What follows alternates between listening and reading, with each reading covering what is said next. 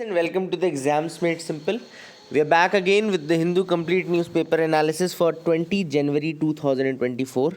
20 जनवरी 2024 का the Hindu newspaper analysis देखेंगे। शुरू करने से पहले आपसे रिक्वेस्ट रहेगी कि please do like the video and do share it among your friends as well. Like ज़रूर करिए, लाइक करने में कोई शर्म नहीं है, it's not a stigma. You can like the videos and share. Current affairs के रिवीजन सीरीज़ के वीडियोज़ आज से अपलोड होना शुरू हो जाएंगे, तो आप लोग अगर ज्वाइन करना चाहते हैं 2024 प्रीलिम्स के लिए या फिर आप अगर स्टेट सर्विस का भी देना चाहते हैं तो भी एक साल का करंट अफेयर्स तो आपको पढ़ना ही रहेगा।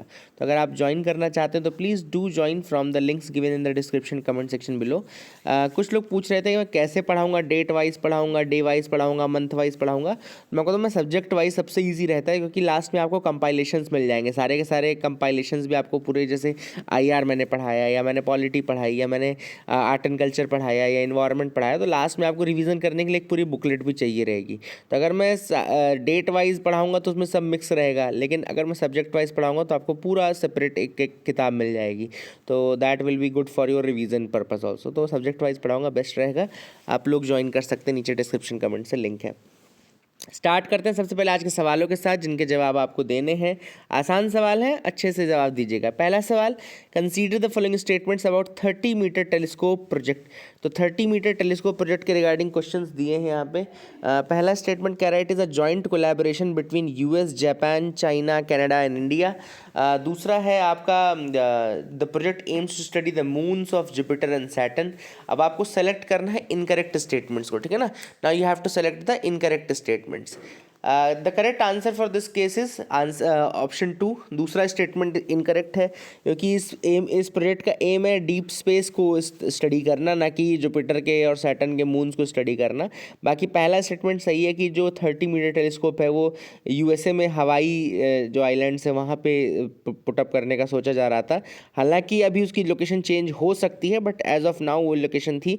एंड ये US, Japan, China, Canada and India का ही प्रोजेक्ट है। तो I hope you got clarity. दूसरे क्वेश्चन पे आते हैं। वड़नगर, जिसको रिसेंटली न्यूज़ में था, 2800 साल पुराना human settlement has been discovered. And आपको बताना है कि ये कहाँ पर डिस्कवर किया गया। ऑप्शन है वेस्ट बंगाल, उत्तर प्रदेश, महाराष्ट्र, गुजरात। आसान सवाल, आसान जवाब, answer D, Gujarat. Question number 3, defence technology council. Now this is a good thing, ये आपको एक नया चीज़ सीखने को मिलेगा। डिफेंस टेक्नोलॉजी काउंसिल अभी रिसेंटली न्यूज़ में था। आपको बताना है कि किस कमेटी के रिकमेंडेशन के द्वारा बताया गया है, किस कमेटी के रिकमेंडेशन ने इसको रिकमेंड किया है। ऑप्शंस आपके सामने हैं, ये 4 देख लो। इसका करेक्ट आंसर जो है वो है विजय राघवन कमेटी। याद रखिएगा, विजय राघवन की कमेटी थी जिसने डिफेंस टेक्नोलॉजी काउंसिल की बात की है। और डिफेंस टेक्नोलॉजी काउंसिल एक टॉप बॉडी रहेगी, जिसको हेड कौन करेगा? प्राइम मिनिस्टर हेड करेगा। एंड डिफेंस मिनिस्टर भी इसमें रहेंगे, नेशनल सिक्योरिटी एडवाइज़र भी इसमें रहेंगे, एंड जो नेशनल सिक्योरिटी एडवाइज़र और डिफेंस मिनिस्टर रहेंगे, they will be vice presidents of this defence technology council. And defence technology council is proposed as a top body to have an executive committee chaired by the chief of defence staff. तो एक defence technology council की भी एक executive committee रहेगी, जिसको chief of defence staff head करेंगे। और इसमें भी रिप्रेजेंटेशन रहेगा from academia, industry and her sector से 2-2 मेंबर्स रहेंगे। तो ये काफ़ी एक इलेबोरेट बॉडी बनाई जाएगी फॉर डिफेंस में टेक्नोलॉजी का किस तरह से इंडक्शन होगा और सारी चीज़ों को डिटरमाइन करने के लिए। तो क्वेश्चंस हो गए, आई होप आपको समझ में आया होगा। आगे मूव करते हैं। फ्रंट पेज की एक न्यूज़ है जो कि इंडिया के गेम्स में जो अच्छी परफॉर्मेंस रही उसके लिए प्राइम मिनिस्टर ने किस तरीके से तारीफ़ की। तो इस बार जो खेलो इंडिया यूथ गेम्स हैं वो कहाँ पर हो रहे हैं? खेलो इंडिया यूथ गेम्स हो रहे हैं आपके चेन्नई, तमिलनाडु में, ठीक है ना। इनॉग्रेशन हुआ है खेलो इंडिया यूथ गेम्स का चेन्नई, तमिलनाडु में, ठीक है ना। अब दूसरी चीज़ जो प्राइम मिनिस्टर ने बोली कि खेलो इंडिया यूथ गेम्स और टारगेट ओलंपिक पोडियम स्कीम, जो टॉप्स स्कीम है, टॉप्स अगर आपसे कोई पूछे स्कीम कौन सी है तो टारगेट ओलंपिक पोडियम स्कीम कहते हैं इसको। तो these schemes are basically very important for the improvement of sports in India. And prime minister ने ये भी कहा कि जो एथलीट्स हमारे कंट्री के, उनकी नज़र जो है 2028 के समर ओलंपिक्स जो कि लॉस एंजलिस में होने वाला है उसमें है। इसके अलावा इंडिया को गेम्स में और आगे ले जाने के लिए प्राइम मिनिस्टर ने ये भी कहा कि 2029 का यूथ गेम्स जो है वो हम होस्ट करना चाहते हैं, एम है हमारा। और 2036 का ओलंपिक गेम्स भी हम होस्ट करना चाहते हैं। तो ये 2 बड़े एम्स है जो इंडिया ने लिए हैं। I hope you got clarity regarding that as well. आगे मूव करते हैं। Chandrayaan 3 lander on the moon successfully pinged by orbiting NASA spacecraft using laser. तो अब नासा का स्पेसक्राफ्ट जो था वो जो जो वहाँ पे रिवॉल्व कर रहा था, उसने सक्सेसफुली पिंग किया है इंडिया के चंद्रयान 3 लैंडर को ऑन द मून, ठीक है ना। तो नासा ने ये जानकारी दी कि एक लेज़र बीम जो है वो ट्रांसमिट और रिफ्लेक्ट की गई थी बिटवीन इट्स लूनार रिकोनाइसेंस ऑर्बिटर, जो इसका LRO है, लूनार रिकोनाइसेंस ऑर्बिटर, वहाँ से इसने विक्रम लैंडर के बीच में ये ट्रांसमिशन किया गया था लेज़र बीम का। एंड US स्पेस एजेंसी ने कहा कि it has successfully experimented this shooting, मतलब एक तरीके से लेज़र को शूट करना और फिर उसको रिसीव करना, उसके रेडिएशंस को जो रिफ्लेक्ट होके आए, है ना। And they have specifically targeted the location on the moon surface. तो प्रिसाइसली किसी चीज़ को टारगेट करना ऑन द मून सरफेस, इसका भी एक्सपेरिमेंट हो गया एक तरीके से। तो एक काफ़ी बड़ी चीज़ है। I hope you got clarity regarding that. And Chandrayaan का विक्रम 3 लैंडर जो है वो मून में है। आप देख सकते हैं ये प्रज्ञान रोवर ने ये फोटो खींची है चंद्रयान 3 के विक्रम लैंडर की। तो आप देख सकते हैं, this is the photograph of that. Very important thing. I hope you got clarity regarding this. And Vikram lander जो था हमारा साउथ पोल पे लैंड हुआ था अगस्त 23, 2023 को, अगस्त 2023, ठीक है ना। एंड इंडिया जो है वो चौथी कंट्री बन गई है जो जिसने की वहाँ पे सॉफ्ट लैंडिंग की है, साथ ही साथ साउथ पोल पे लैंड करने वाली पहली बन गई है, ठीक है। अगली न्यूज़ है, Andhra becomes the second state to take up the caste census. तो अब बिहार के बाद दूसरा स्टेट जो है वो आंध्र प्रदेश बना है for taking up the caste census. तो ये भी आप चीज़ याद रख सकते हैं, है ना। तो that is one of the facts जो कि ठीक है, आपको पता हो जाएगा तो अच्छी बात है। एग्जाम्स में इसमें कोई बहुत बड़ा अंतर नहीं आएगा। अगली न्यूज़ है, warmer winter impacts ice hockey और Chadar trek in the country's coldest region of Ladakh.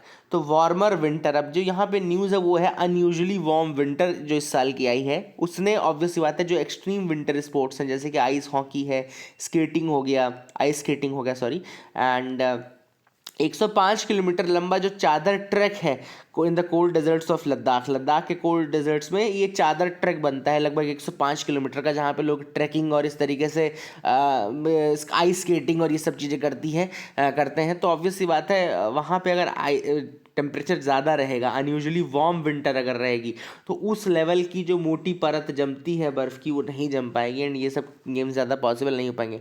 हालांकि अभी इतना ज़्यादा नुकसान नहीं हुआ है, but that is again a thing जो कि शुरू तो हो ही गई है, ठीक है ना। आइस हॉकी को लगभग टेम्परेचर चाहिए -4 डिग्री सेल्सियस का for a favourable play environment. याद रखिए, ice hockey requires -4 degree centigrade to have a favourable play environment, ठीक है ना। एंड यहाँ पे 3 आइस रिंक, ये रिंक जो शब्द लिखा हुआ है ना, जैसे अपन रिंग बोलते हैं ना कि रिंग में गेम होता है, क्रिकेट पिच बोलते हैं जहाँ क्रिकेट खेलता है, वैसे रिंग जो है वो स्केटिंग के लिए होता है। Ring is for the skating, ठीक है ना। तो दैट इज़ स्केटिंग रिंक, ठीक है। तो यहाँ पे 3 आइस स्केटिंग रिंक है जिसको नूरला, खालसी और आलची बोलते हैं। तो ये 3 जगहें हैं, नूरला, खालसी एंड आलची। तो यहाँ पर ये रिंग्स हैं जहाँ पर की आइस स्केटिंग की जाती है। तो I hope you got clarity. In Chadar trek याद रखेगा, that is in the Zanskar valley, याद रखिएगा। This is again a fact which is very important, ठीक है। तो यहाँ पे 105 किलोमीटर का जो चादर ट्रैक है, यहाँ पर ट्रैकर्स जाते हैं from across the globe and this is over the frozen Zanskar river which connects the Kargil with Leh. तो ये पूरा एरिया जो है जंस्कर रिवर का है जहाँ पे चादर ट्रैक बनती है एंड कनेक्ट करती है किसको, कारगिल से लेह को। ये फैक्ट भी आप याद रख सकते हैं। I hope you got clarity, I hope आपको समझ में आ गया होगा। आगे मूव करते हैं। Now let's move ahead. यहाँ पे है, Rahul Gandhi visits 350-year-old Vaishnavite monastery इन असम से मजुली। तो असम का जो मजुली आइलैंड है वहाँ पर राहुल गांधी ने विजिट किया है श्री श्री अवनियाती सत्रह को। याद रखिएगा, Shri Shri Auniati 17 and it is a more than 350 years old Vaishnavite monastery. Assam के मजुली डिस्ट्रिक्ट में है ये। And he was dressed in white dhoti with traditional Assam gamosa. Gamosa जो होता है ना वो असम का स्कार्फ होता है, असम का ट्रेडिशनल स्कार्फ होता है, गामोसा बोलते हैं इसको। तो ये फैक्ट गामोसा का याद रखना। और एक भावना याद रखना, ये भावना BHAONA भावना। तो ये क्या है, it's a traditional art form of Assam only, Bhavna. तो भावना अगर पूछे, गामोसा अगर पूछे, श्री श्री अवनियाती 17 पूछे तो ये याद रखिएगा, ये सब असम में है। और श्री श्री अवनियाती 17 350 साल पुरानी वैष्णवाइट मोनेस्ट्री है। और ये मोनेस्ट्री के बारे में थोड़ा सा और फैक्ट आपको बता दूं कि इसका एस्टैब्लिशमेंट हुआ था 1663 में मजुली में, 1663 मजुली में ही इसका एस्टैब्लिशमेंट हुआ था। And it is very important part of countries diverse culture and religious history. So I hope you got clarity regarding that as well. आगे मूव करते हैं और क्या इंपॉर्टेंट न्यूज आर्टिकल है, understanding the body's perception of pain key to evolving new drugs says Nobel laureate David Julius. तो David Julius का ये कहना है कि बॉडी किस तरीके से, बॉडी का परसेप्शन क्या रहता है पेन को लेकर के, that understanding is very much important for evolving the new drugs. तो एक तो ऑब्वियस बात ये चीज़ तो रहेगी। इसके अलावा ये जो डेविड जूलियस हैं 2021 का इनको नोबेल प्राइज़ मिला है। And he was the one who discovered novel pathway and pain receptor TRPV1। याद रखिए एक पेन रिसेप्टर को डिस्कवर किया था इन्होंने, novel pathway plus pain receptor TRPV1 that responds to capsaicin. Capsaicin is a compound in chili peppers that gives the sensation of heat, ठीक है ना। तो याद रखिएगा कैप्सेसिन, ये दो फैक्ट्स इसमें आपको पता चल गया। एक तो डेविड जूलियस का नोबेल प्राइज़ वाला कि ये नोवेल पेन रिसेप्टर और पाथवे, नोवेल पाथवे डिस्कवर किया था TRPV1, और ये रिस्पॉन्ड करता है कैप्सेसिन को। कैप्सेसिन क्या है, it is the compound in the chilies that chili peppers that gives the sensation of heat, ठीक है ना। तो कैप्सेसिन के उसको किस तरीके से परसीव किया जाता है वो डिस्कवर किया था। The problem with India science management, अब ऑथर ने यहाँ पे ये कहा है कि क्या दिक्कत है इंडिया के साइंस मैनेजमेंट में। सिंपल सी बात है, सिर्फ साइंस मैनेजमेंट की बात चल रही है, तो मैं आपको बता देता हूँ। सबसे पहली चीज़ ऑथर ने कही कि जो हमारी फंडिंग होती है, मतलब पब्लिक स्पेंडिंग होती है in the field of research and development, research and development में हमारा जो स्पेंडिंग है वो बहुत कम है। हम वेट करते हैं कि हम सस्ते में कुछ अच्छा कर लें, हम वेट करते हैं कि हम कुछ अच्छा कर लें उसके बाद पैसा देंगे, but that is a thing. दूसरा जो ऑथर ने मेन प्रॉब्लम बताई है वो ये बताई कि जो यहाँ के साइंटिस्ट हैं, ये साइंस की हमारी बॉडीज़ हैं, साइंटिस्ट हैं वही एडमिनिस्ट्रेटर बने हुए हैं, मतलब जो साइंटिस्ट है वही चांसलर भी है, वही वाइस चांसलर भी है। तो दोनों काम जो है वो एक जैसे काम नहीं है। ऑथर ने कहा कि साइंस का काम अलग है, एडमिनिस्ट्रेटर का काम अलग है। If you are involve in science field and then you are also involve in the administrator field, आप काम भी कर रहे हो, तो that will not lead you to anywhere. तो that is the major problem जो कि ऑथर ने यहाँ पे उठाई है। दूसरा ऑथर ने कहा है लैक ऑफ कॉम्प्रिहेंसिव ट्रेनिंग जो है in selecting which particular matrix are appropriate under what circumstances leads to absurdities. तो क्या चीज़ कब उठानी है, ये चीज़ लैक ऑफ ट्रेनिंग के कारण होती है, तो ये नहीं पता होना, तो ये lack of comprehensive training is the second major problem. And administration जो है वो एक आर्ट है जिसमें पॉलिसी से आप आउटकम्स में कन्वर्ट करते हो, and scientist they are not trained for that policy precision and all, है ना, they are trained for something else. Third जो उन्होंने बोला है कि conflict of interest in the present dispensation, ये भी ऑब्वियस सी बात है कि जिस एकेडमिक इंस्टीट्यूशन में आप काम कर रहे हो वहीं पे आप एडमिनिस्ट्रेशन के भी कमान संभाल रहे हो, तो that can be quid pro quo और कॉन्फ्लिक्ट ऑफ इंटरेस्ट। तो that is the third major problem जो ऑथर ने कहा है। यही से ना ऑथर का यही कहना है कि दोनों जो है सेपरेट वर्क है, उनके लिए सेपरेट वो होने चाहिए, ठीक है। A case of established law lagging behind the new take. अब यहाँ पे इस्टेब्लिश्ड लॉ जो है वो है कॉपीराइट एक्ट, और जो नई टेक है वो है जनरेटिव एआई। दोनों मैं आपको बताता हूँ क्यों ऑथर ने ऐसा कहा है। हुआ ये है कि न्यूयॉर्क टाइम्स जो NYT है उसने केस किया है अगेंस्ट ओपन एआई, जो जनरेटिव एआई का जेन एआई जो है ओपन एआई का, वो जनरेटिव एआई का अभी तो उसकी कंपनी है। तो ओपन एआई के अगेंस्ट न्यूयॉर्क टाइम्स ने केस किया है और ये कहा है कि आपने अपने एआई को समझाने, मतलब पढ़ाने के लिए हमारे न्यूयॉर्क टाइम्स के मिलियंस ऑफ आर्टिकल्स पढ़ाए हैं, ठीक है ना। तो ये देखो केस कितना इंट्रीगिंग केस है। उनका ये कहना है भाई ओपन एआई क्या है, ओपन एआई एक तरीके से आर्टिफिशियल इंटेलिजेंस है, उसको LLM यानी कि लार्ज लैंग्वेज मॉडल और मशीन लर्निंग के थ्रू ही तो वो इंटेलिजेंट बनता है। तो LLM में उनको न्यूयॉर्क टाइम्स का ये कहना है कि आपने न्यूयॉर्क टाइम्स के लाखों आर्टिकल्स इसको फीड किए हैं तब जा करके इसको इंटेलिजेंस बढ़ा है, ठीक है ना। तो अब उन्होंने कहा कि ये आपने हमारे जो हमारा काम था उसका यूज़ अपने लिए किया बिना हमको कंपनसेशन दिए हुए, तो ये केस है बेसिकली।